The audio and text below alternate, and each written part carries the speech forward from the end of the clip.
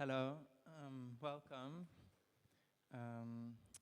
This is Dancing Dialogue. We're here in the new tower of P.A.R.T.S. And Dancing Dialogue is a series of talks dedicated to the teachers that make P.A.R.T.S happen. And this first one in the series is on theory, and two other ones will happen on February 12th and 19th on inclusivity and on the transmission of repertoire. So you're also welcome for these. I am Stefa Hovart, and I was a student at P.A.R.T.S from 2013 to 16, and I also teach in the school's theory program today. And I'm very honored to be speaking here with those three scholars and practitioners active in the field for many years, and who each occupy a singular place in relation to theory at P.A.R.T.S.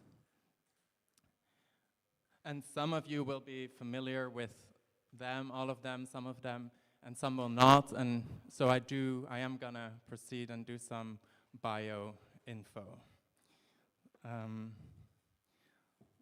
So Funmi Adewale Elliott is a UK-based Nigerian performer, writer, and independent scholar. She started out as a media practitioner in Nigeria and moved into performance on relocating to England in 1994. For several years, she toured with physical and visual theater and African dance drama companies, including Horse and Bamboo Mask and Puppetry Company, the Adzido Pan-African Dance Ensemble, and many others. She was chair of Association of Dance of the African Diaspora in Britain, ADAD, from 2005 to 2007. And in this role, she initiated and directed the ADAD Heritage Project, which contributed to the documentation and archiving of Black-led dance companies and choreographers in England between the 1930s and 1990s. She was awarded a Lifetime Achievement Award in 2019 by One Dance UK for contributions to African and diaspora dance in the UK. And she holds a BA in languages and an MA in post-colonial studies and a PhD in dance studies.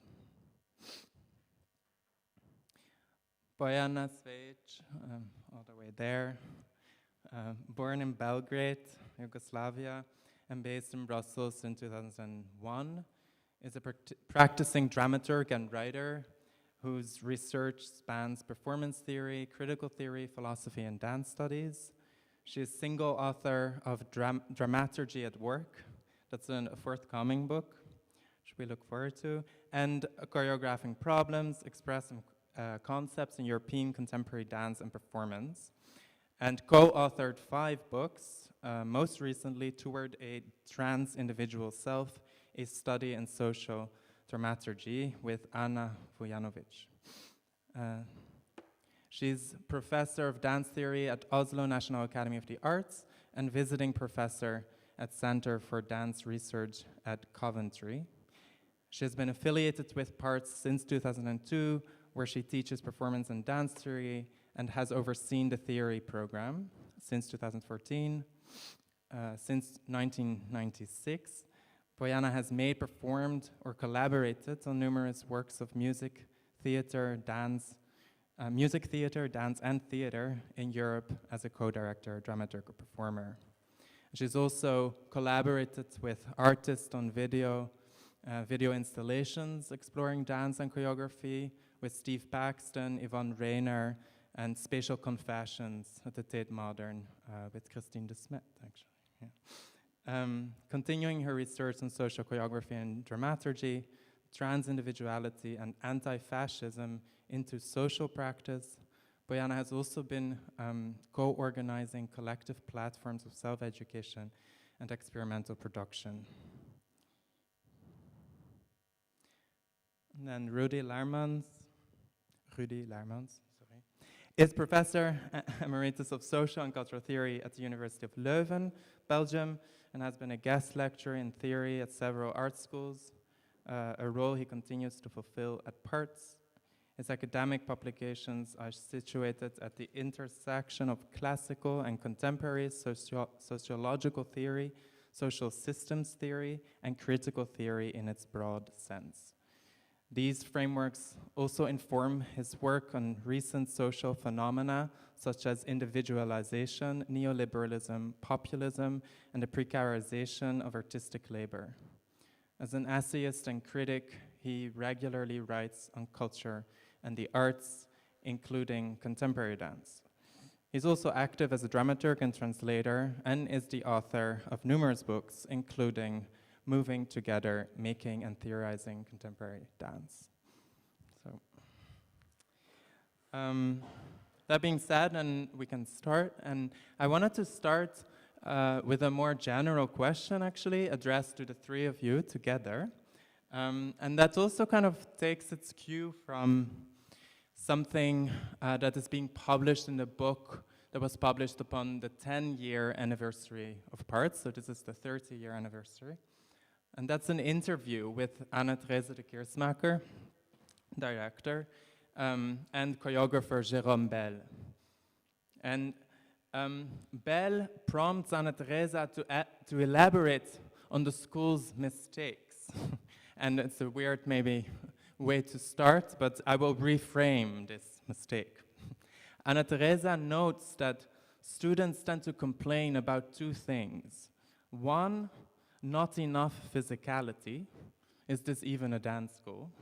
And two, too much information, too little time to digest. When I was a student, I recall similar complaints, and today they're still there. And as it may seem strange to start this conversation this way with complaints, I precisely want to suggest that these complaints point to something quite beautiful, namely that each generation of students is confronted with undergoing a commitment to thought. In these complaints, I read that the school insists that dance and thinking go together, that they should go together.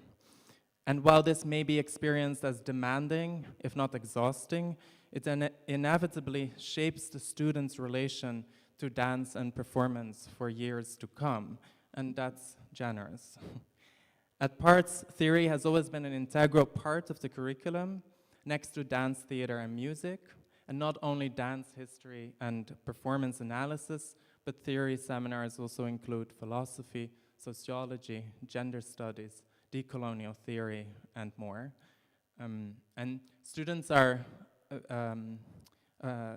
encouraged to reflect on their self all the time, and the self-questioning is a crucial kind of element in the study program. So dance is not affirmed as an uncomplicated domain that deals with the body as opposed to language, but rather students are being encouraged to be receptive to thinking their attachments to dance again and again and again. My question is, like, what is your take on P.A.R.T.'s commitment to thought, and how do you awaken or strengthen students' desire for it? How does it inform your teaching at this school?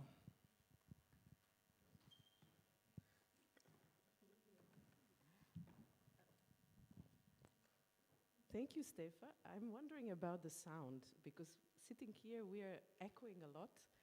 Do you hear me well like this? Should I speak with this distance? Okay, it sounded very loud. First of all, I want to acknowledge that it's wonderful to sit in this company here and to be in this new space at P.A.R.T.S, celebrating its quarter of century of existence. I would like to, or is it more than quarter of century? 30, you see. I was thinking about this prompt you made at us. And like every good art school, I think P.A.R.T.S wants too much. It always wanted too much of the students, too much of the teachers, and that excess is somehow part of art education, in a sense of students demanding a lot from the teachers, demanding a lot from themselves. And in some way, what has been experimental in my understanding of P.A.R.T.S for all these years is this combination of excellence in training, offering specialization, but also versatility, and that versatility is becoming more and more diverse over the years. And at the same time, attempting to give an artistic education which would be holistic, critical, linked to the contemporary. So to me, it was always a question where is the balance struck, and how to offer room for the students to carve out their trajectory. Because students are also quite diverse. They come with a diverse set of interests and affinities, cultural backgrounds, and so on. So how to manage this? What would be basic requirements and what would be the high appetites to cater to? So for me, this commitment to thought always had to do with what is it that the students could know and develop by themselves in order to orientate themselves culturally and politically, not just as dancers, but also as subjects and as citizens in the society. And that necessarily means an intrication between theory and practice. In a way, I would like to avoid that we talk about theory and practice as two separate domains, because P.A.R.T.S has insisted on its being interwoven in various ways, and I'm sure that Funmi and Rudi will have also their version of this thought. Thank you. Yes, I think P.A.R.T.'s commitment to theory is really important. I've been in places, I've taught in institutions where theory is being eroded because the idea is that for employability reasons, dancers should dance, learn information that can help them in the workplace. I think that's really important. However,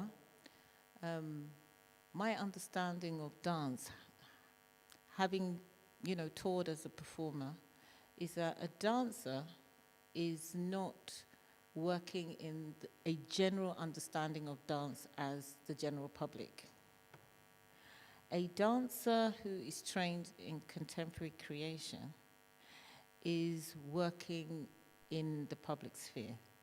They're working with organizations in the third sector. They're working with charities. They're working with funding organizations. They're working with museums. They're working with young children.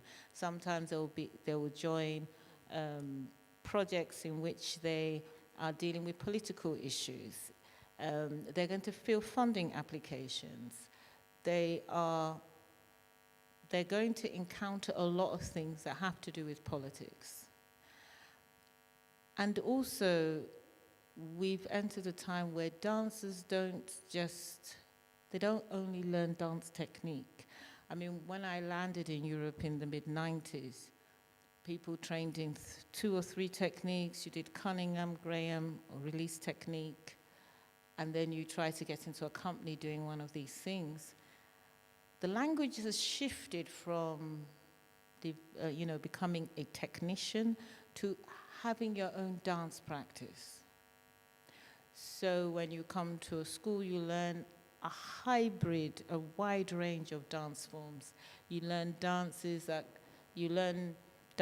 which were developed for theatrical practice, but you also learn a lot of social dance forms. You try hip hop, you try Caribbean dance, you try dances from different parts of the globe.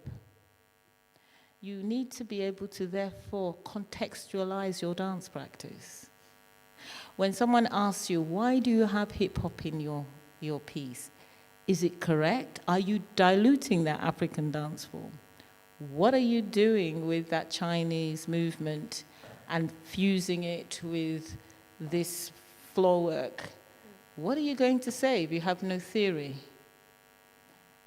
And why do it if you have no theory? Because the reason you're creating a dance practice is because you are bridging contexts, communities. You're going into these places. You're performing works which people enjoy watching, but you're also teaching classes. So if you have no perspective on what your work is about and the world you're working in, because the dance world is not just, it's not only, it overlaps so many other industries, you will be, I think, it can shorten your career. It can shorten your career, because it's not just about your physical, what you can do physically, but how you can actually work within that sphere and contribute to it.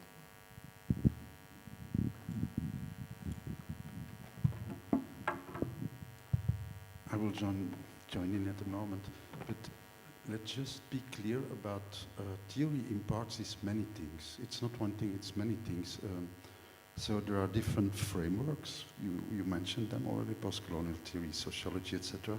But partly in relation to that, there are also different ways of doing theory by the different teachers, and I think that's important because it's not just one way of thinking, it's modes of thinking that come with modes of teaching and opening up thoughts to the group, and the group then to the teacher on the basis of the dialogue. So let's not, when we hear the word theory, immediately think of grand theory, for instance. Also because in the theory classes there's quite some history, art history, dance history, always theorized also, it's never just a positivist art history course. And so the frameworks, but also the topics are quite diverse. And this brings me to the second remark by Teresa that you referred to. Too much information. I think that for the students, my observation, that what they sometimes struggle with is diversity of the information, the plurality, and that you cannot combine everything into one grand synthesis, which I think no teacher actually wants at P.A.R.T.S. Now, the place of theory in the beginning has been legitimized, if I remember very well. So I was a theory teacher from in the beginning, but in the preliminary documents, the legitimation was, and this joins in what you just said, we want thinking dancers, reflexive dance makers, who are indeed able to articulate what they are doing. And you pointed out several reasons why it is necessary to be able to articulate what you are doing. I think in the 90s, a very primary driver that actually acted as a necessity to be able to say what you are doing was the shift towards the project economy, the neoliberalization of the dance field, and that subsidies were less and less structural and more project-driven. Now, the first thing that you have to do is writing a project, so you need to be able to articulate what you are going to do and what you have done. So there was really a practical necessity there, besides all the necessities that you rightly mentioned. For me, the place of theory has always also been linked, and the same is true for the place of theory, for instance, in fine school, the fine arts training, sorry. That is that we don't know what contemporary dance is, and we don't know what contemporary art is. And this is not just to do with the plurality of practices that fall under the umbrella of art or of dance, since, let's say, the Jetson movement. I speak now of the Western history and the Western canon. But also what makes the contemporaneity of contemporary dance, actually. And then the question, if we start to talk of the contemporaneity of contemporary dance, you end up with discussing, of course, the links with other contemporary art forms, but especially with contemporary culture and with contemporary trends within contemporary society. And you need there a lot of information which is not directly dance related in order to articulate the contemporaneity of the praxis, the artistic practice you are in, I think. So for me, there is a not knowing, and I think we can't answer the question what is the contemporaneity of contemporary dance or whatever contemporary art practice. But we need to be knowledgeable in this not knowing, actually, in order to do something, I don't say important, but something that makes sense, at least. Yeah, and in that sense, also going to performances and going to see things, and this was also, I think, is really implemented into the program and something that you do together and you engage in talking about this afterwards, or even artists are invited to come speak about their work, and also these kinds of frameworks precisely as an extension of theory or as part of that theory, and like articulating oneself in one's practice. And I'm actually curious about this term, the thinking dancer. Was that part of the initial, when you started in 1995, was that the term that was being used? There's somebody in the audience. There's somebody in the audience who knows that very well. Was it thinking dancer, Theo, that was used as a former director? It was there from the first day. Yeah, thinking dancer. Literally from day one of thinking about school. Yeah. It was literally used like that by everybody. And so it was also in the P.A.R.T.S documents, and so it was quite logical then that theory would have a substantial stake in the whole curriculum. What I liked is that there was room for finding out what kind of theoretical frameworks, and there you have really seen a shift. In the beginning there was, for instance, there was semiotics quite prominent, there was film theory, so things have changed for many reasons, but I think what was important also from the point of view of pedagogies was that there was room for experimentation. So it was not from in the beginning that there was one idea about this is the place of theory and it should be this theory which is then mediated in this way within the curriculum of P.A.R.T.S. P.A.R.T.S has always, from the point of view of the curriculum, being a learning organization.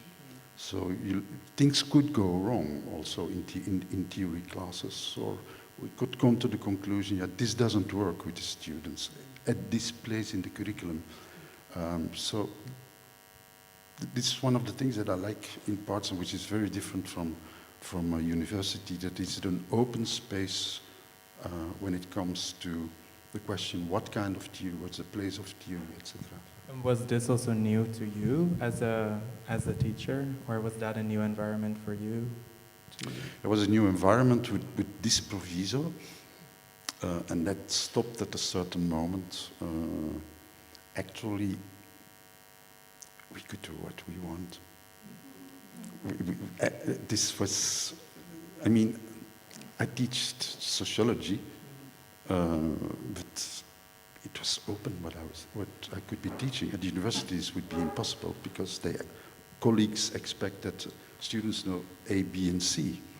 But in P.A.R.T.S in the theory classes, this is not necessary. So it was very open. You had an umbrella, semiotics or sociology or philosophy, but then it was completely open. And the third year, especially, that was you had actually kind of reading classes, and I was always dealing with authors that I was studying at that very moment still, so that you do something fresh in the class. But that has changed, and for good reasons also. Don't misunderstand me. Yeah, because then Bojana, you came in 2002, and you started teaching, mentoring, also personal work, and then later took on more programmer and coordination also of the theory program, bringing in also new teachers and new ideas around how to structure it, and also in relation to writing and writing assignments.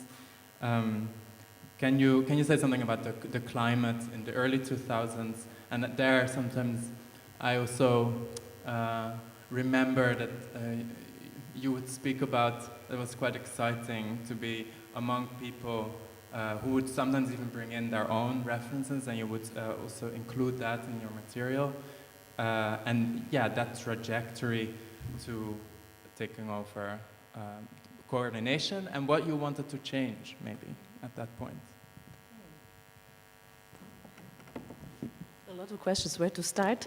I think it was around 2001 when I settled in Brussels that, like maybe some people in the audience or today, I was also attending open house and watching dancers. And it was exciting. It was fascinated. I was fascinated by what I didn't understand and didn't know and what I could learn from dance.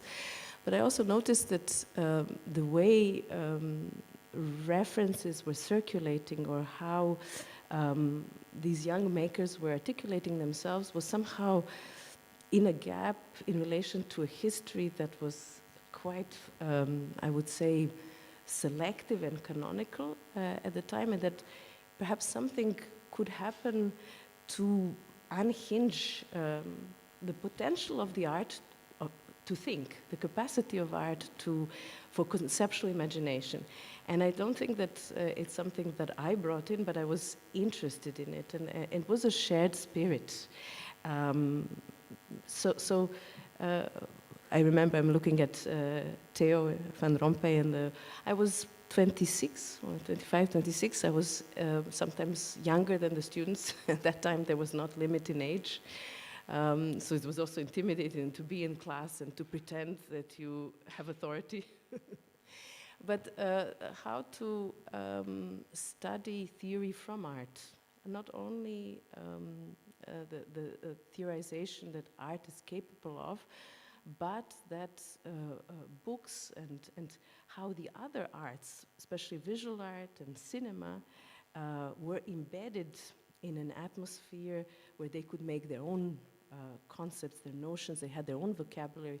That was very stimulating. And I think something also changed in dance pedagogy at the time. We shifted away from the masterclass model, where knowledge art and craft were transmitted through the mystical aura of the artist, who doesn't always conceal their references, their genealogy, doesn't give keys, and doesn't put their work in a broader context. To students, I remember at that time, these young makers, they were discovering peer-to-peer exchange. For example, open software movement became a model of thinking, how can you collaborate through methods rather than always sharing the same room? Of course, they were always sharing the same room as well.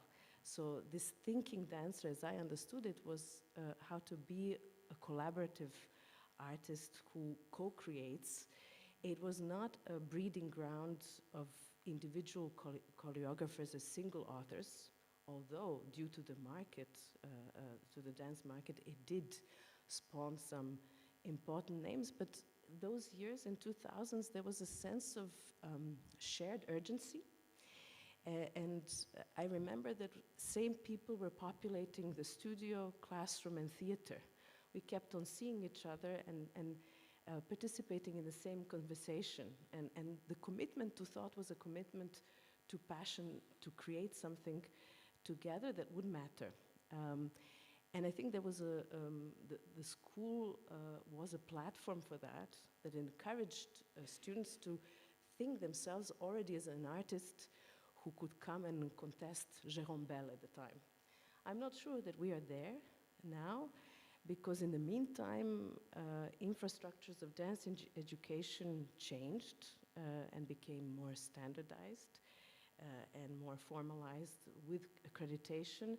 So different requirements set in, and also the world changed, and I think the prospects of what is the horizon. Is it the dance field as a becoming, how should I say,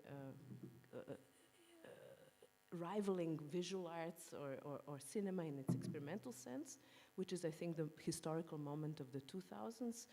Or is it this, what Funmi and Rudi describe, especially Funmi, how do you participate in this world?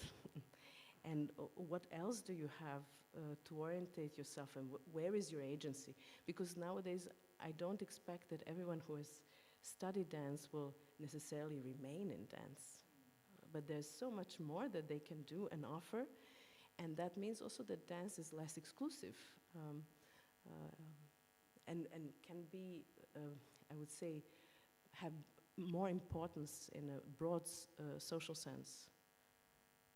But to say something about programming theory, because that was another joy that I had for I think around 10 years or so, and that meant inviting scholars, theorists, also experimental thinkers, who took, like Rudy said, this opportunity to test something with the students. Of course, also taking into account what the needs would be, what kind of also skills do we want to cultivate. But at the same time, someone like Vincent Després, who's a philosopher of science, could be surprised by some kind of genial naivety of the questions that the students could throw back at her. And I thought that these encounters and exchanges were vital, because it made everyone feel like they matter in their imagination. So in a way, there was always an attempt to work against this, I would say, authority of theory in the room, which still, I think we always pass through that moment of intimidation and dancers feeling somehow perennially inferior because language, or verbal language, is not their first medium. But at the same time, it is indispensable, not just for dance, but in order to participate in the world. Yeah, that's interesting as you say that, because I feel that dance education especially is also a training in affect and sociality. So like you actually learn, because you deal so much with the body and go through the body, and you're constantly in a group where you're together, you have to deal with social inconveniences of all kinds, and social, more euphoric moments are all part of the picture. So you learn that, and that's when then theorists who obviously have a certain command over language and thinking and doing their thing, and can be surprised by the dancer's response, in the sense that it's also like a social practice where you understand how to intervene, or like where to intervene, or how someone is moving and constructing their line of thought. Yeah, for me, with you, indeed, it's like this relation to the wider world, where you actually encourage students to think the dance profession in relation to dance as an inherently social practice, but social dancing also, dance as that is also reproduced outside of institutional frameworks. So also for you, like how have you seen educational institutions deal with their own presuppositions concerning questions of curriculum and canonization? How has the performing arts institution changed since you first started teaching theory in dance and choreography context? Well, thank you. When I started, I think I wrote my first academic essay that was published, I think around 2002-03. And it was because I had moved to Europe from Nigeria. And I think what piqued my interest was the debate about African dance, that term in England at the same time. And it did not ring true to what I had just experienced at university in Nigeria.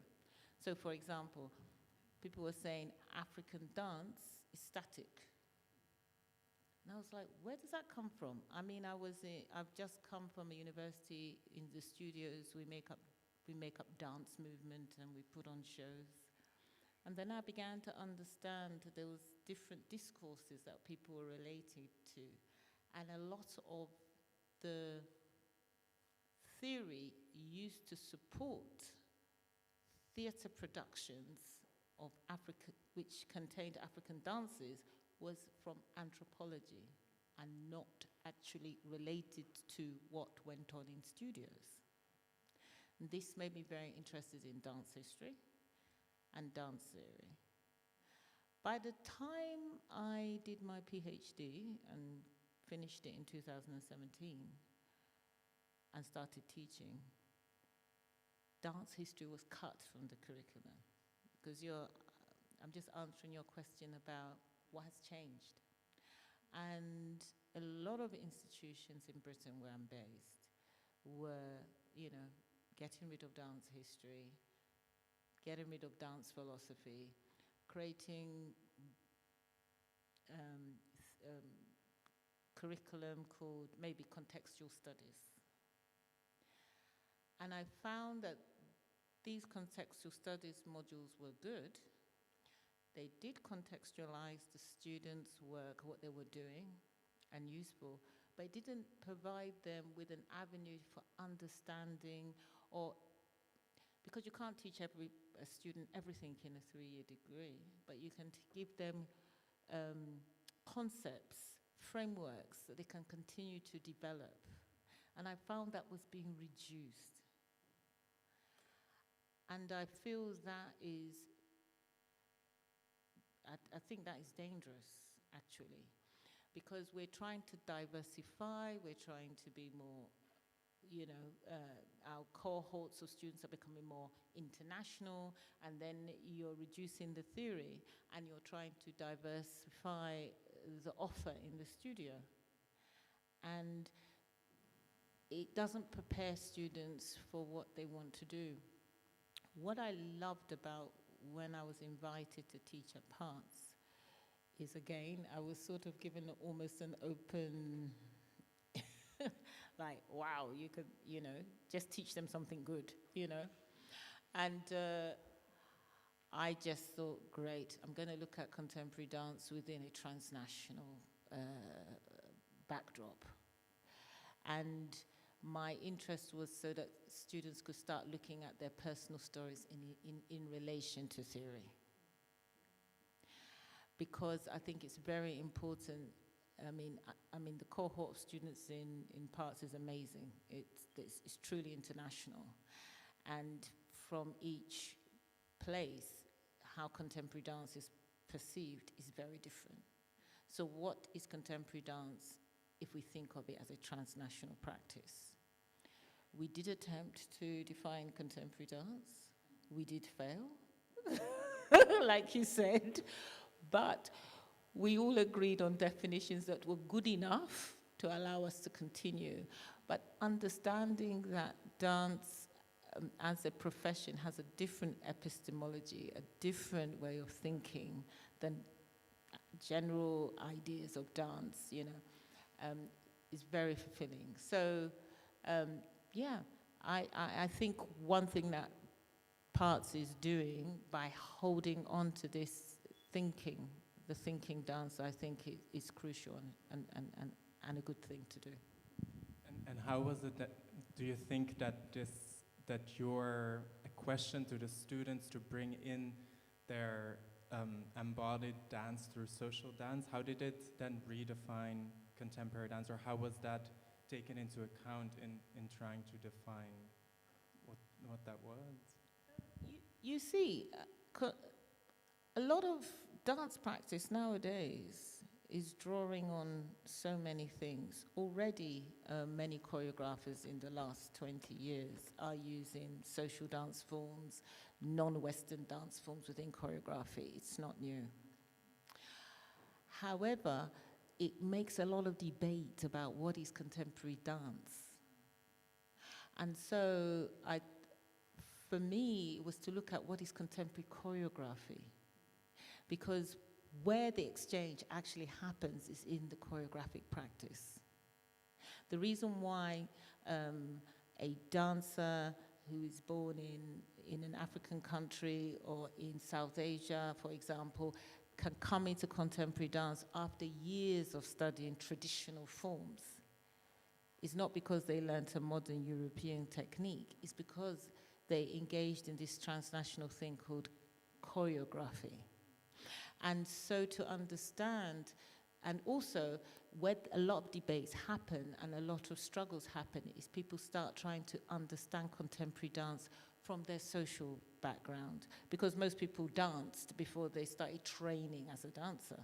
And in certain schools you go in and they say, forget that, now you're starting to dance now. And I think that can be very dangerous. I mean, I've met people that have had nervous breakdowns, I mean, quite seriously, from that kind of thing where they try to suppress everything.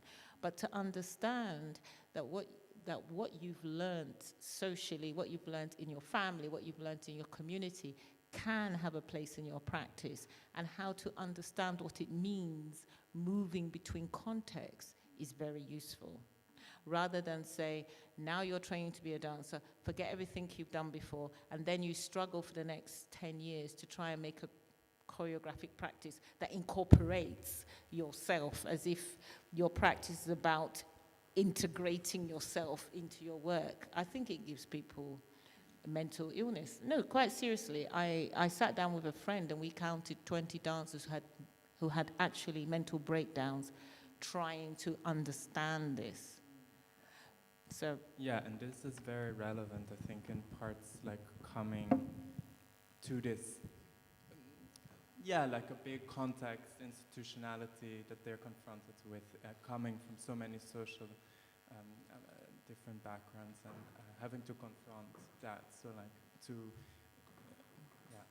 that's important. Well, that's another aspect. Or also that confrontation or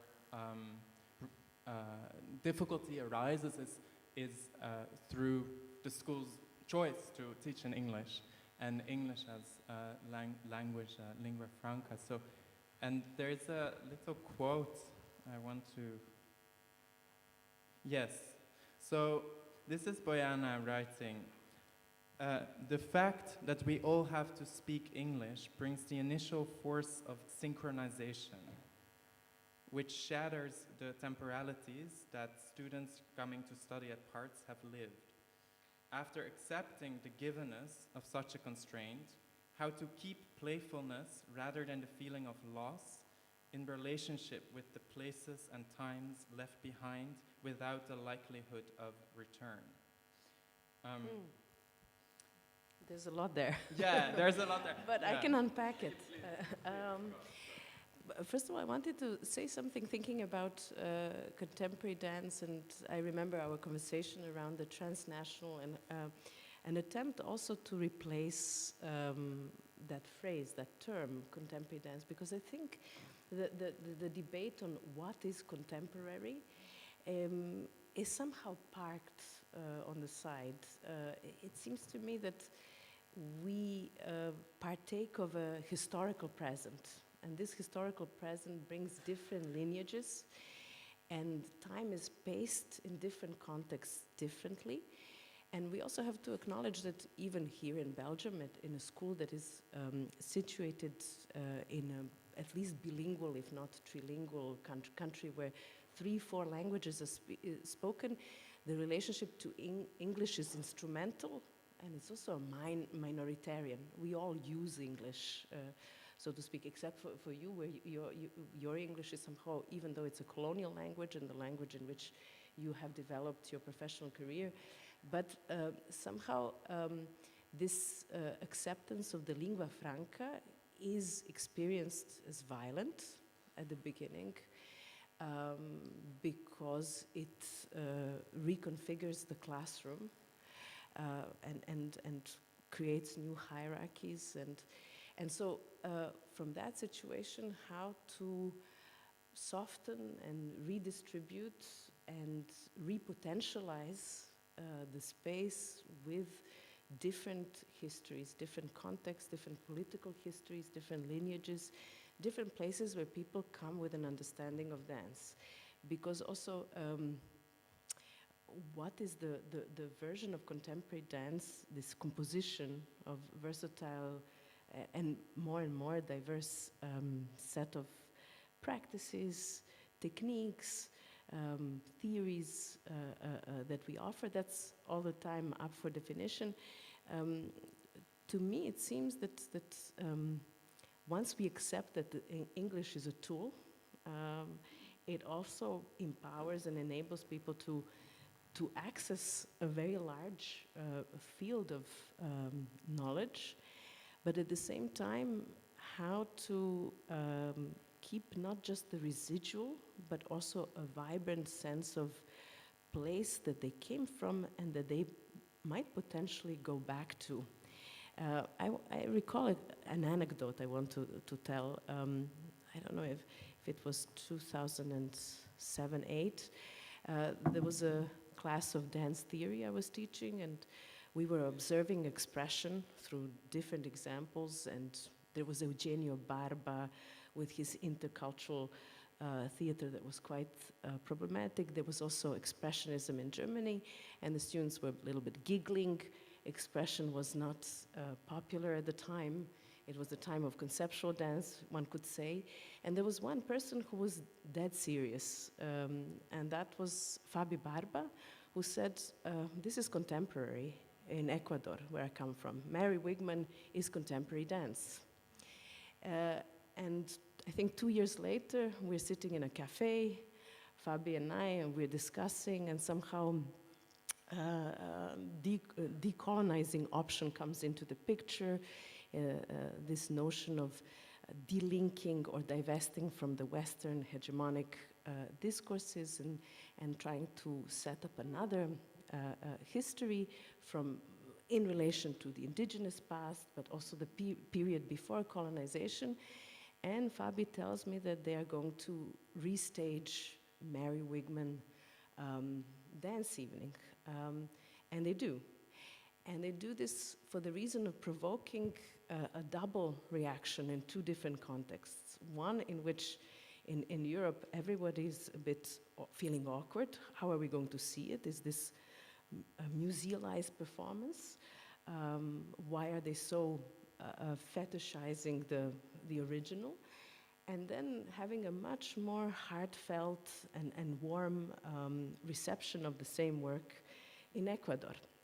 So I thought that was quite an interesting moment that happened in the classroom where the students split. And there was I think this opening to understand that there is more than one history, that's for sure, and how you could also reclaim it and work through it.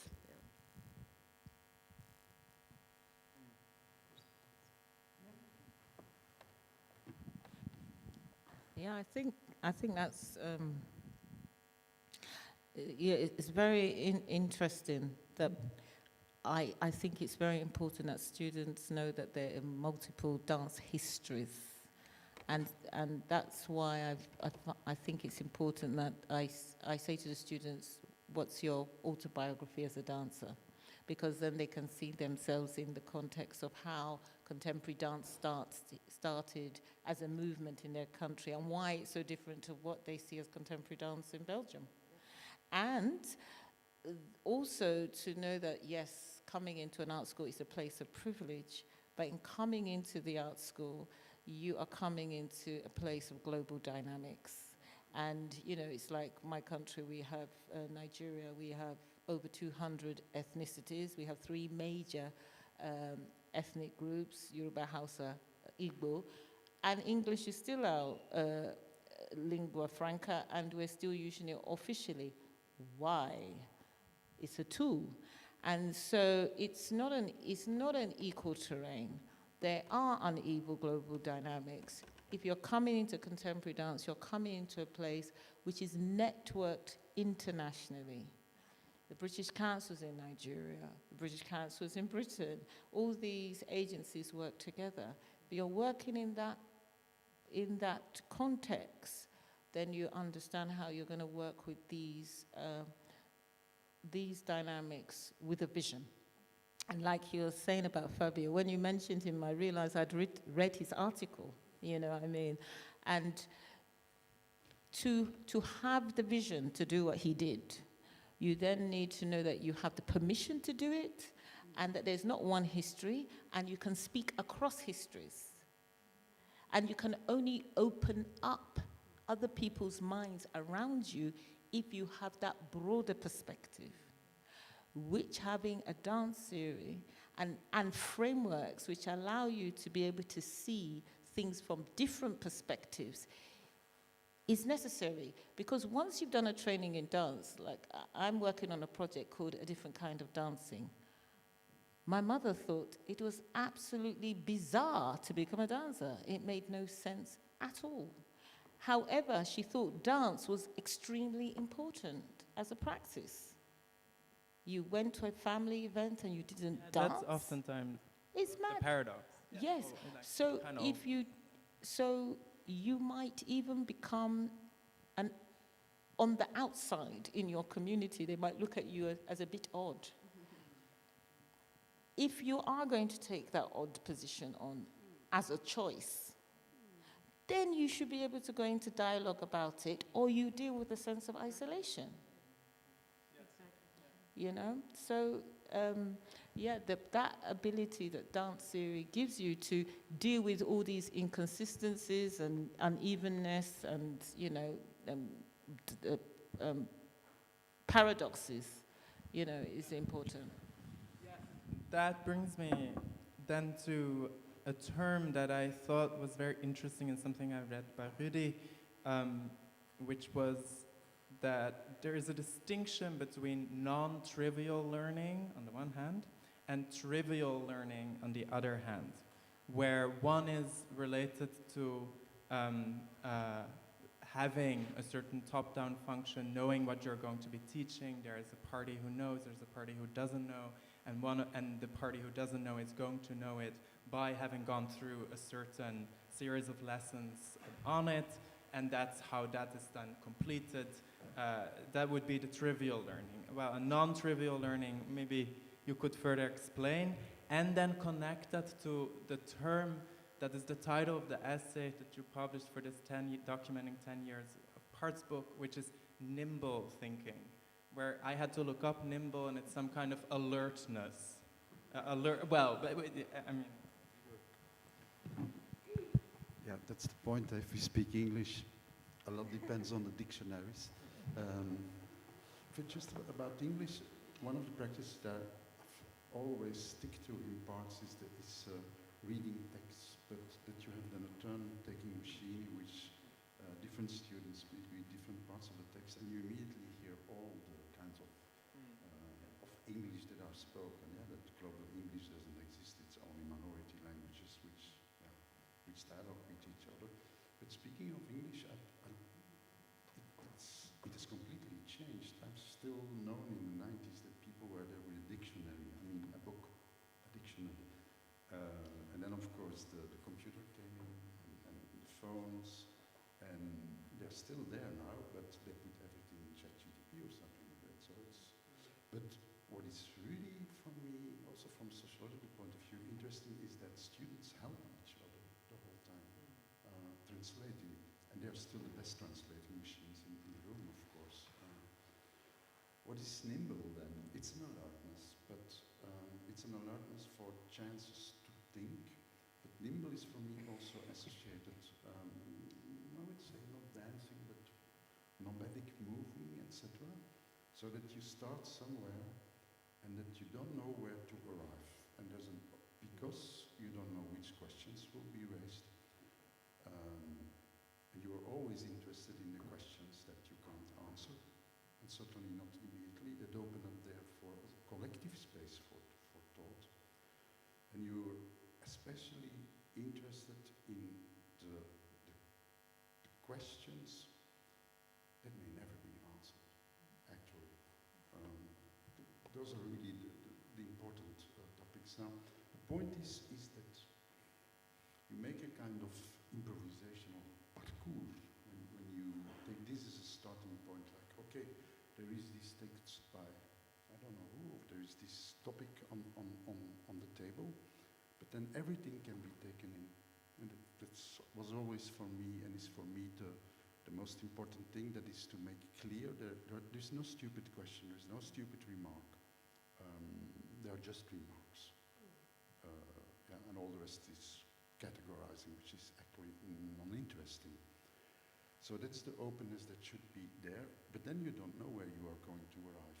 You have 5 texts for every day one, and I always know in parts, when I have done 2 texts and a half, I had a very quick week actually, because the most interesting things are in the margins of the text, which are the questions and the remarks which are written in the margins, etc. Also, what words do people pick up when you are reading a text? It's often it's different words by different students. And what I'm saying is that you are navigating in a space which is non-defined and which is not charted. And the only thing that you have for your work with then as a medium is in the end not the knowledge, and even not the text, although that's the fallback position, of course.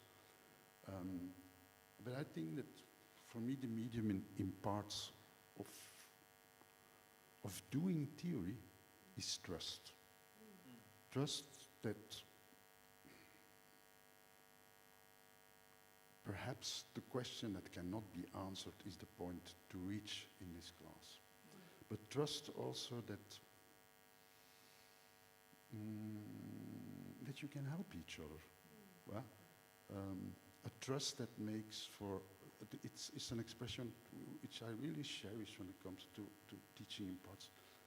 It may sound, it's not sentimentally meant, it's really an experience, and I think also of the students, that in the best moments of wandering and this nimble thinking, there is an intellectual solidarity, which you cannot ground because it's not about understanding something, it's about curiosity, it's about a shared non-understanding, and it's about a kind of shared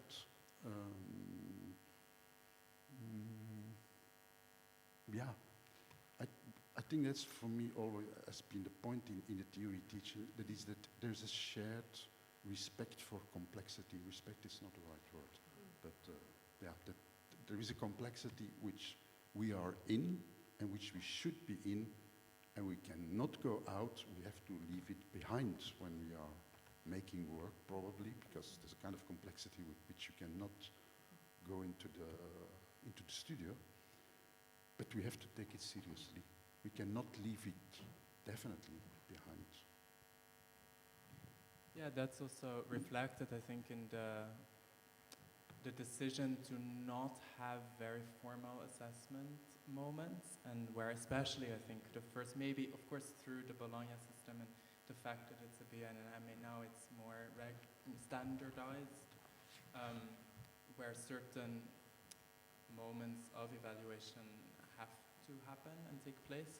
But I actually wonder, were there any writing assignments or moments of doing something that would have a certain structure that would have to be followed up on? No. When I came to P.A.R.T.S, I had one requirement. I don't do examinations. Because if you have examinations, it's the first thing you learn when you try to learn people something. When you have examinations, the first thing they are going to learn is where are the stresses? Which are the important points? Which are the points which may come up in the examination? Which are not for sure always the important points in terms of the thinking matter.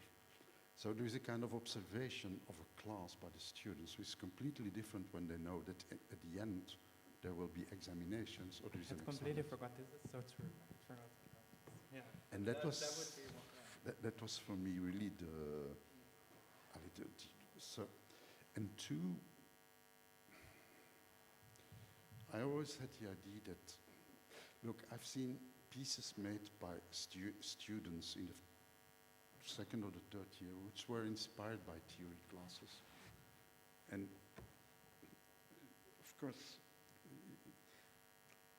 sometimes my first reaction was like, oh no, you didn't get the point. Yeah? Is this what you got from this class? And then my second reaction, but the piece is interesting. So a misinterpretation may be the stepping stone towards a misinterpretation from classical knowledge point of view, a university and academic point of view. A misinterpretation may be very productive for a student in making a work or in going towards making a work. And so that's also for me, was always for me also a reason to not have examination, because then you create an environment in which there is the idea of a right interpretation, etc. And how was that in the UK context, the relation between art making and using theory in order to get to art, and using concepts maybe also to justify something or to, I'm curious, I'm not very familiar actually with the UK context. Where I've taught, actually there was quite, I think, a method that worked. It was to look at the context of dance in terms of what are the big themes that people are working, creating work from. So gender, race, ethnicity, feminism. So it was to look at choreographic practices or choreographies that had been made around these themes. So that was one way that some academics have done that. And that was also a way of bringing in dance histories, you know, around these particular themes. What it did is that it did give students a way of understanding that their work could be looked at through particular lenses, and whether they wanted to explore those themes in that way. Sometimes it could narrow a student's options. Like they will say, oh, maybe because I'm black, I'm going to do something to do with race, or, you know, or I will do something to do with gender or feminism because I've looked at a number of people who have worked that way. So it could send people down specific tracks.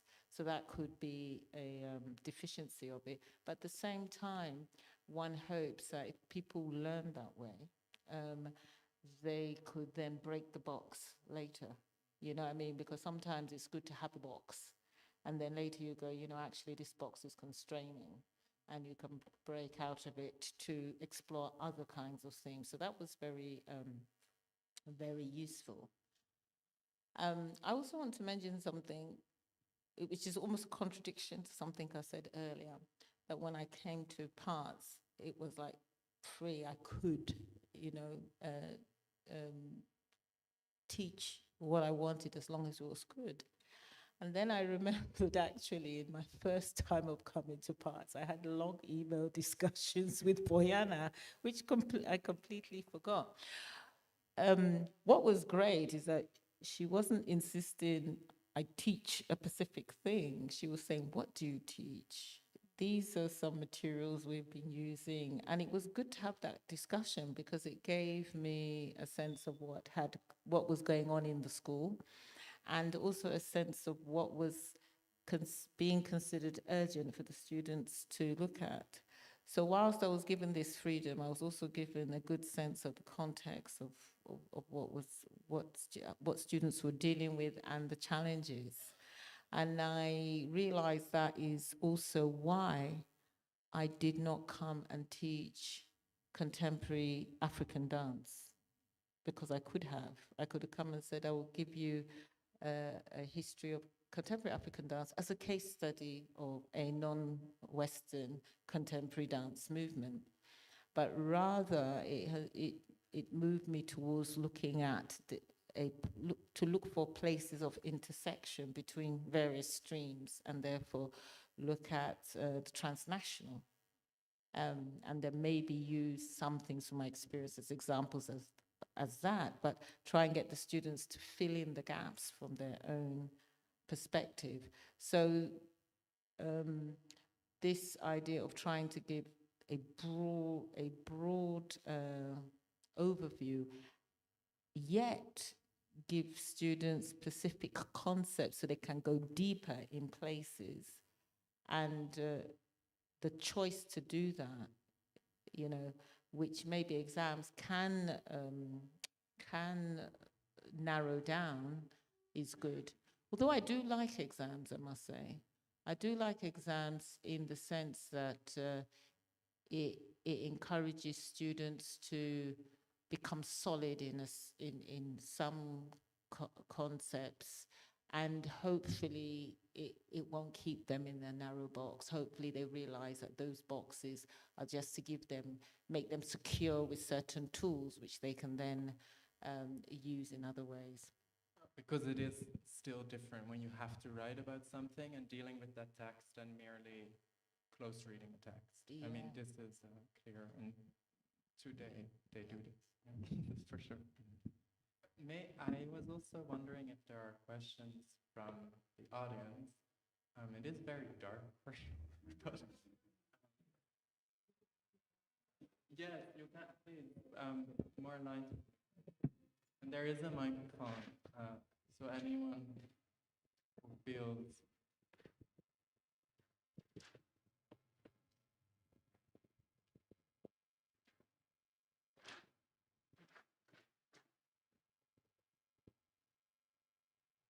Yes, thank you. Yeah, I was interested in this necessity to articulate about the practice. And somebody said that, for example, it was due to this shift of the project economy that you have to apply for fundings. Are there other particular things that you could address that also influenced this necessity for articulation within, yeah. I think that the project basis of production possibly influenced this shift of interest in articulating one's practice on this material level. There is, and Stefan has mentioned that in our correspondence, a quote from a conceptual artist from Croatia who said, the artist who doesn't speak English is not an artist. Mladen Stilinovic. You have to understand that the context that he's coming from is a minoritarian context of East Europe being excluded. So he's commenting cynically. But I think that there is a positive and reason that we have to affirm here, and that is that reflection on your work is part of the work. It's not extraneous to the work. Now, the question is how it will be articulated. Is it articulated in writing? Is your mode oral mode? Artists also make documentaries or different, I would say, forms of articulation of practice. And I think it's also a way to claim practice and make it matter. And matter also outside this field, which is very often a bubble, where we are somehow familiar with each other's work, but how to also make it referential outside of dance. For instance, Bill Forsyth did a lot of work in that respect. What he did for dance in the domain of architecture, for choreography in the domain of architecture, is huge. So in that sense, I don't think it's an option not to articulate. But of course, one can go through dance and to dance life orally without articulation. It's more a question of how rigorous and how demanding you are of your own practice. I take writing also to be a technique, among other techniques, that in the other arts is quite accommodated. Some filmmakers write before they even get a chance to film, to make a film. So in a way, again, to go beyond this dichotomy and to go, nobody has said, so maybe I shouldn't even say it, the body-mind dichotomy. Yeah, thank you. I think because of what dance is as a professional thing and an artistic practice, I would agree with you. Articulation is really important. Um, I Some people will argue that you can't think beyond your level of language. Now, that may be debatable, but I think there is a point to it in the sense that I will use I often use this example. If I go to a forest, I know very little about trees. So if I go to a forest, I might be able to name a few trees. But if you take a botanist who's actually studied a forest, they will name trees. They will tell you that this tree is living off that tree. They will tell you there's a taproot system across there. Can't you see that? This tree must have animals living in it because its bark is in a particular way. They can see so much more because they've learnt what happens in a forest and they can talk about it. And when I've looked at dance, dance movements that have survived, or dancers that have been able to sustain a practice, it's really because they can talk about the processes of performance, the processes of choreography, the processes of staging, the processes of curating. So if something doesn't work, they can reorganize these processes and keep going. Because it's the dance of contemporary choreography, like you were saying, you were talking about it in relation to architecture. You stage it, you have to organize it, you have to pull in stakeholders to make it happen. It's not the same as it's my birthday today, let's get a DJ, let's dance. It's not operating from that. So to be able to articulate it is to be able to work with it. That's my understanding. Just to add a very simple observation, when you follow work in the studio and you are an outsider, the first time that I was in the studio following work, I was really struck by the part of communication in the studio. If you collaborate and you have no codes, which you don't have in contemporary dance, in which a lot of times materials are developed, and the development of material is what is at stake for a long part of the time in the studio, you have to talk again and again, yeah, what does this material want? What is it about? How is it related to the let's say, the overall picture? Yeah, but what is then the overall picture, etc. So there's a lot of communication. And there, yeah, you need some, let's say, not just communicative skills, you need really skills to articulate, which are, I think, really greatly refined when through theory classes. One of the interesting things, and you've much more experience with that, one of the interesting things is that these days, there is an articulator often in the studio at the critical moments when people are making a dance piece, and that's a dramaturg. But in order for the dramaturg to be understood and to make their point, you need really thoughtful dancers in the studio. Otherwise, I think a lot of dramaturgical talk, yeah, is not understood or cannot reach the level that actually you need in the dialogue with the piece and with the people who are making it. So there's just a necessity in working together in contemporary dance, which is non-coded, etc., to find a common vocabulary through an ongoing articulation that through the working on the work will also shift the whole time. I have a question, and I come from Bulgaria. And just to mention, P.A.R.T.S has not had, I do believe, has not had a single student from Bulgaria. And I lived in London for a long time. I grew up in the States, so a bit of a mixed history. But my question, I'm quite interested that there is a person from Yugoslavia, Serbia, that's working on theory and is talking about, kind of movements that come from the Judson Church. For me, and then you mentioned, you know, themes that are discussed around race and gender and feminism. But I wonder, is that the reality of contemporary theory, and where does neo-colonialism fit? Because as an Eastern European who stepped into,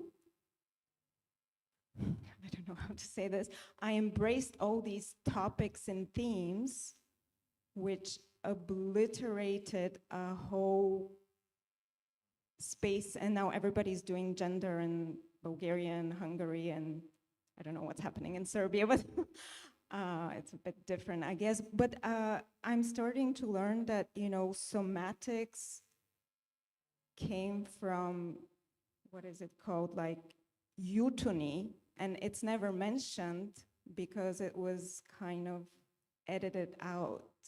Euthony is like it's a person that worked with Daukros, and Daukros was connected with Serbia, but I don't know any of these things because the only things I know about somatics come from America, because then they were practiced in London, and I know a lot about African dance, and I know about folkloric dance, but there is these strands that just disappeared, and I'm starting to question them now because I learned about Palestine. So I'm questioning, is neo-colonialism, how are you discussing that? I understand colonialism because it's very well integrated now into the critical theory, but where is neo-colonialism and how do you discuss that? I don't know if anyone can answer, and sorry if it was a bit not clear, my question, but. The curriculum for dance theory with history changes quite a lot. So you might have gotten the impression also because of the repertoire that we are oriented mainly into post-modern Judson dance. But it is not the case, and it also reflects the student population. So I think that the interests shift. And regarding neo-colonialism, there is, I would say, a limited initiative from the professors to politicize the students, but it depends on generations. We've just had a generation that has initiated political protests in all occasions that were available to them, including their dance performances, and with them we have also gone into discussions of anti-fascism and a number of topics that concern them. But I think that there is quite a sensitivity around who is in the room and who is concerned with what, because of such a great, I would say, transnational mixture of people who are around. So to come back to what I said at the beginning, P.A.R.T.S is overly ambitious, and it tries all the time, also through the theory program, through various teachers, to cover everything that we want to respond to the difficult historical moment. But it also depends on who is in the class. And for instance, in this generation, we have a lot of East European students, so that also shifts. While before we had a lot of people from Latin America. So, you know, it's hard to generalize what is the political agenda on the theory. It also is fluid and changes. Yeah, and I think that the actual curriculum also makes students precisely into critical beings. So while being here, they develop, so the snake bites its own tail in some kind of way, that you create students who also are able to critically engage with what they're being, quote unquote, bombarded with, and therefore start to have student-led initiatives of all kinds that have really throughout its history. I know of several that so that is also important, I think, to mention that there's really some agency that the students are looking for, precisely because you know you have so much to deal with, and then you start looking for. I think once you start, at least from my experience, once you start teaching students how their practice relates to the outside world, we start touching on these issues of neocolonialism. I mean, one of the reasons why I did an MA in post-colonial studies is because I wanted to understand, because I was a touring artist, I wanted to understand my work in relation to the context I was working in. One incident really hit me. When I was touring with a company called Horse and Bamboo, and we were doing a production about Ken Saro-Wiwa, who was a Nigerian activist who was executed by the Nigerian government for his activism on the ecology. And a student wrote their thesis about this production, and I was given a copy to read. And what the student wrote was that he didn't feel the aesthetics of the piece were genuine because I was a university-trained person. So I was like, so where do you think Nigerian performers come from? He expected us to bring an authentic ritual into the production. So we don't train in universities in Nigeria. So what we do as training is not authentic. Are we trying to showcase ourselves in the production, or are we trying to communicate in the production? The situation itself then becomes defined by colonial dynamics. I don't think the student who wrote that thought like that, but that is the case. And so when I teach, sometimes I think it's more liberating and it gives the student more agency if they learn how to be an artist, who then knows how to use the power of being an artist to deal with these issues, rather than try to turn them into activists and protesters, where they spend their whole focus, spend their whole lives pushing back, rather than being able to develop their context, because they have no tools to develop their context. They only have tools to protest. That's not a powerful position, personally, because I've seen what that does.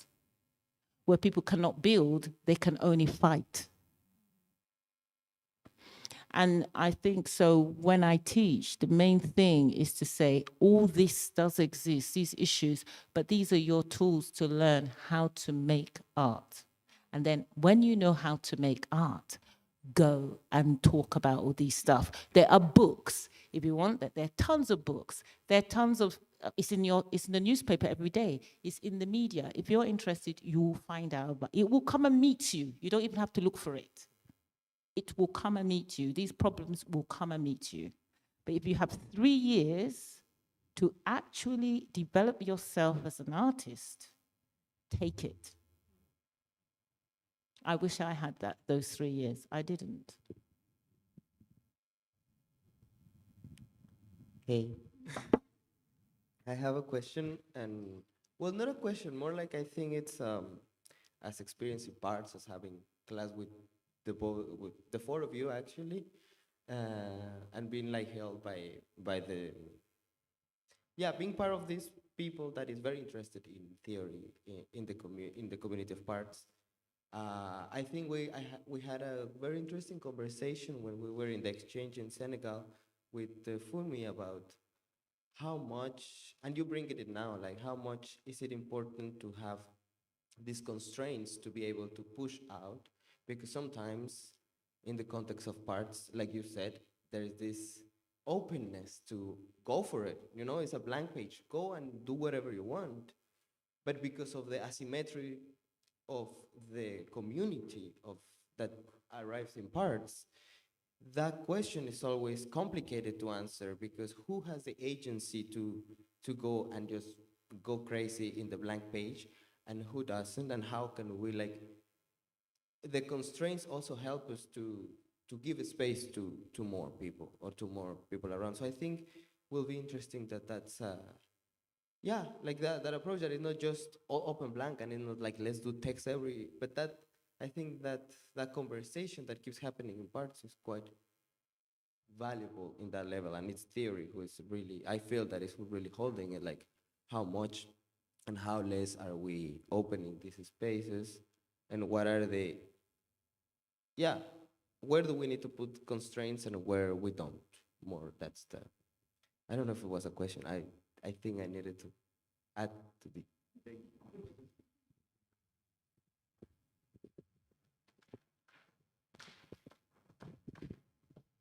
Yeah, I think we have time for one last question. Thank you, Javier.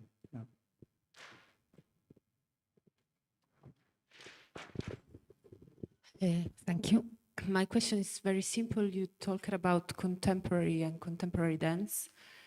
And sociologically, I wanted to ask, how do you frame the notion of contemporary, and especially in contemporary dance, also in the view of the colonialism, but also in the view of considering a repertoire, and how the repertoire can inform, for instance, contemporary,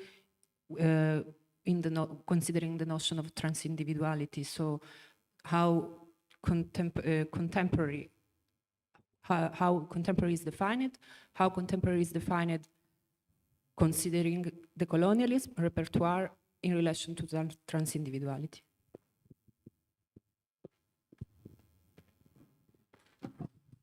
I'm afraid this would be the start of a discussion of 1 hour and a half new. And I don't say that because the question is so important, but also so complex to even to start to unpack. Now, I'll be brief. For me, the contemporary is precisely that there are many temporalities at once. And to try to unknot them, and by the time you have done that a little bit, the configuration has changed. What I mean is that what from a certain observation position may look avant-garde is retrograde from somewhere else, or at another point in time, if you take that other point in time as a reference point. I'm also thinking of what Fabian had been doing. But also there are different temporalities in, for instance, just in speed, in the presentness. And what presentness means when you live in Brussels, or when you live in Roeselare, which you may not know, but it is still Flanders. Or when you live in, I don't know where in Nigeria, but it will be, there will be different temporalities in different spaces in Nigeria. And also, when it then comes to cultural practices and what's related to it, artistic practices. And the whole question of post-coloniality has to do with that, but if you expand that, but the word expand is not the right word, but if you start from there to think about contemporaneity, you see what is at stake in the whole, of what is also at stake when it comes to post-coloniality, these different temporalities, that this is precisely what our situation in the abstract defines, and so also our artistic condition. I think that we all had a reservation about the contemporary, which we expressed by speaking also about the historical present. But since you mentioned transindividuality, I felt I should answer you. I'm thinking about also that part of studying theory at P.A.R.T.S is that over 3 years, it's a process in which students individuate in relation to each other. And that's a trans-individual process. It means that they influence each other, they exchange. There is, that's almost reciprocal, mutual. It's not without hierarchy, but the hierarchies redistribute all the time. And sometimes we're in the position of just hosting that. Sometimes framing it, directing it in one direction or not, being in dialogue around that. And to me, that's also a value of any art education, because there is a social technology to it, and that is the becoming of the group. And the becoming of the group will carve out its own, I would say, multiple identity of what is contemporary for them. So I don't think that the repertoire or the topics that theory teachers bring are defining the contemporary in a kind of top-down way. I think that there is a big response there, and from the students, and it is a little bit like, you know, in art history you often talk about generations, and at P.A.R.T.S, the history of P.A.R.T.S is counted in these generations, and we were discussing how funny it is that somebody says, generation 4 or generation 9, and then everybody knows, and some people don't know anything. But the generation also profiles itself with what matters to them. And I think that that's political. I mean, part of, I think, an effort in teaching history and theory is also to involve political history of the contexts that we transmit or that we study together. So in that sense, also, we've, in many workshops in the past, studied Belgian colonialism. We visited last year, we worked with La Voix des Sans-Papiers, the group of undocumented people who politically organize. I would have a very long list, and I'm just dropping some examples that come, because it is quite a varied landscape, what happens over 3 years in theory. There are subjects, there are certain lines that are fulfilled, but teachers bring a different set of priorities in response to the students. And it also changes along the way. So there is a dynamic, there is a dialogue. And of course, it depends on the openness of the teacher, but I think that's part of the adventure and part of the reason why a lot of people who have their academic careers that are excellent still think it worthwhile to come and teach a workshop, a seminar to P.A.R.T.S students who don't reach an academic standard of discussion or writing. Yeah. I just want to say that sometimes I speak in a very heightened way, and I'm not angry, because I just reflected on how I answered the last question.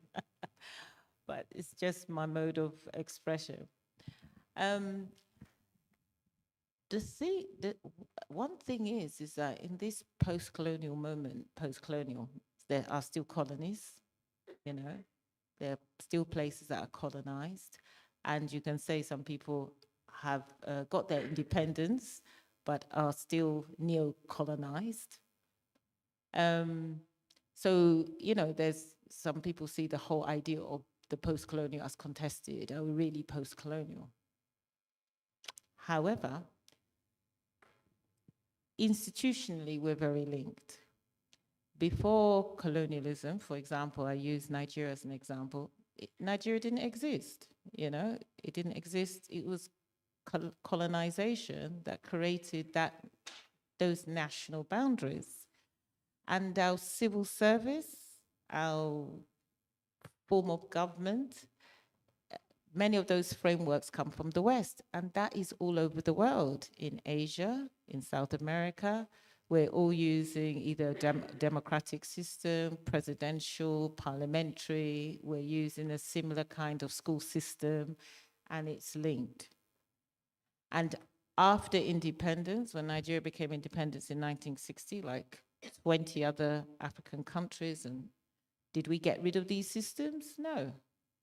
There was choices to stay with the systems, because to get rid of the system is to dismantle the nation, is to dismantle the country. And so, how do we redeem this? If contemporary dance has developed as a result of that system, I'll put it like this. Some people were saying, there's no black dance in schools. We want black dance. Black dancers were arguing for black dance to get into schools. And so hip hop is taught in schools, Caribbean dance are taught in schools. Then another generation says, why are you teaching these things in schools? Is it appropriation? Is it, are you diluting the form? If we took it all out of the schools, we'll be angry because we need representation in this public sphere, within these institutional frameworks, because we live in them now, we work in them now. That history, as contentious and difficult as it is our history. And we have to work with it, change it, develop the language with it, be part of it, because to reject it is actually to make yourself other. And so to be part of contemporary dance, as I say, I prefer the word contemporary choreography. To be part of contemporary dance is to address those issues directly and confront them. To say, and also I agree with the scholar that talked about the provincialization of Europe. There is a European canon, great. We can have other canons. We do need role models. Maybe we shouldn't have fixed canons, but we do need our history. If we had no history of contemporary dances before now, we would fill the gap. Maybe it's our approach to the canon that needs to be changed. Maybe the canon needs to become flexible. Maybe we have case studies rather than a canon. But we do need a history of practice, and we do. And part of the dealing with contemporary choreography is how do we develop our histories of practice? What's the best way? What histories will give people agency? And that is a process that is being undertaken and needs to be undertaken. To cut it out or not do it is to actually leave us in a position that is more vulnerable. Okay, thank you. And we're gonna end there. Thank you so much, Boyana, Funmi, Rudi, and also everyone who made this possible, including the whole day. Thank you. And it goes on. The P.A.R.T.S at work, 8:30. Yeah, thanks.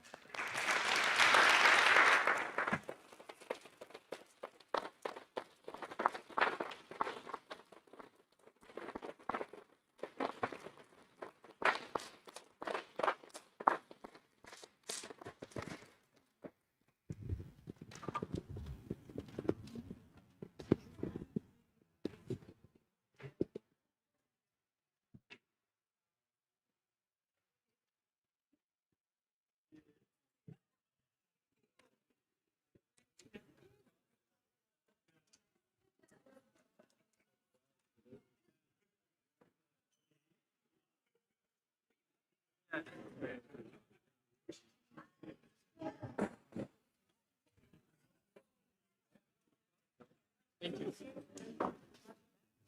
Yeah.